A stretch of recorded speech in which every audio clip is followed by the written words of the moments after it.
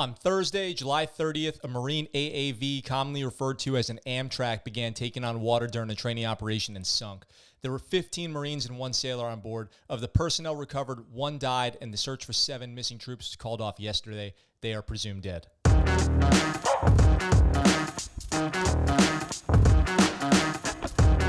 Okay, if you're new here, my name is Max. I'm a Navy veteran, almost 14 years of service. I did 5 deployments, including 3 to Iraq and Afghanistan. If you're looking for military and veteran content, go ahead and hit that subscribe button, and let's get started. Death in the military is a fact of life. Unfortunately, if you've served in the military for any longer than a year or two, you've likely known someone who's died in training, been lost to suicide, killed in combat, or for some other non-combat related cause. The first death I ever experienced in the Navy was when I was on my first ship, the USS Ronald Reagan. A machinist mate nuke MM1 Farrell was checking out a steam pipe that was not red tagged or marked safe when it let out burning hot steam, causing him severe burns to most of his upper body. He lived long enough to be put on an aircraft and flown back to California, but he died en route.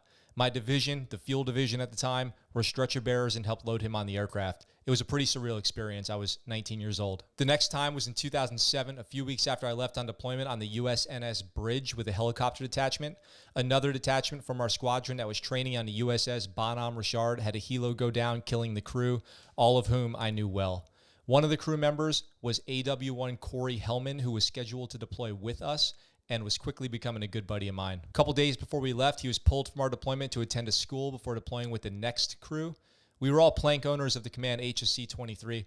That was really tough. Those were the first people I lost that I really knew well. A very close friend of mine who was also on that same deployment passed away a few years later. Throughout the years, I've seen on Facebook or heard from friends of other people I've known who've passed from suicide, sleep apnea, alcohol poisoning, and some from natural causes. In 2013, a chief of my command was shot in Afghanistan, and he passed away at the military hospital in Landstuhl, Germany, alongside his family, who the Navy flew out there to be with him as he passed. Then in 2017, my OIC, or officer in charge, was murdered in downtown San Diego. He was walking in the mall with his cousin when someone opened fire on them at point-blank range. It was a random killing.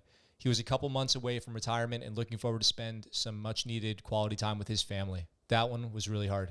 The military exposes young men and women to death on a regular basis. I think most people know this, but it's never what you expect, and there's no way to prepare. My heart goes out to the families of the Marines and sailor who died in that training accident. When a brother or sister is killed in training, it's always a little tougher. It always makes me question, was it worth it? Why were we doing that training? Did we rush it? Did we push it too far? Did we prepare properly? I don't know the answers to those questions, but here's what I'll say, and I want to be clear, this is explicitly my opinion. I would have been proud if I died in the line of duty. It would have been a good way to go, frankly. You see, I've never looked at death as a particularly sad thing. It's a very natural part of life. What is sad about death to me is circumstance. If we're lucky enough to get to die surrounded by friends and family at peace, I'd be happy with that. If I died while protecting or serving my country or my loved ones, I'd be good with that too. It's not that I don't care or don't feel emotional about those who died in the line of duty, but it's an honorable way to go. And I think we all know the risks associated with our military service. I honor their lives, and it breaks my heart when I mourn and think about those who we've lost to suicide, who must have been hurting so bad when they took their lives, or those who drank themselves to death, or those taken from us by some thug on the street. I want to end this video by taking a moment to honor those who died last week. Their names are Lance Corporal Guillermo Perez, PFC Brian J. Baltiera, Lance Corporal Marco Barranco, PFC Evan Bath, Hospital Corpsman Christopher Nem, PFC Jack Ostrovsky, Corporal Wesley Rod, Lance Corporal Chase Sweethood, and Corporal Cesar Villanueva.